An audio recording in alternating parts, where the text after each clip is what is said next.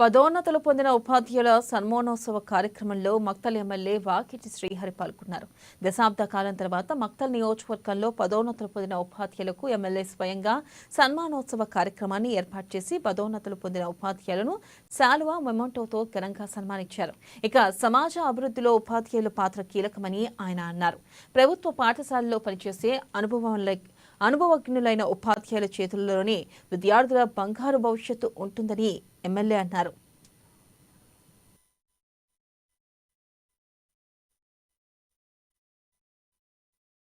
ఏ రకంగా వచ్చినా కూడా దాంట్లో 30% నిధులు ప్రభుత్వ బడులు బలోపేతం కోసమే వెచ్చిస్తారని చెప్పి గతంలో చెప్పడం జరిగింది. మళ్ళీ ఇప్పుడు కూడా చెప్తా ఉన్నాం.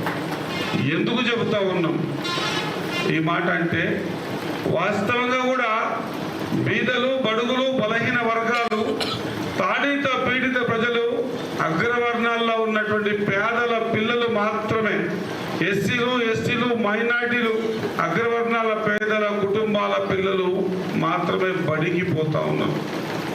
అది ప్రభుత్వ బడికి పోతా ఉన్నారు. ఈ రోజు ఫ్యాషన్ అయిపోయింది.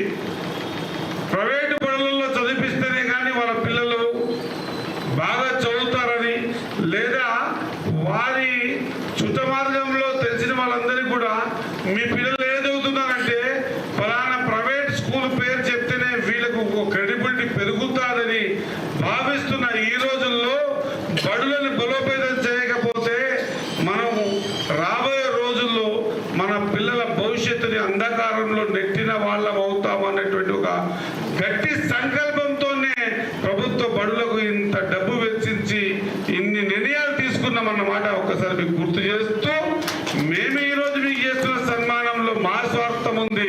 మీకు కప్పుతున్న శాల్వా చాలా చిన్నదై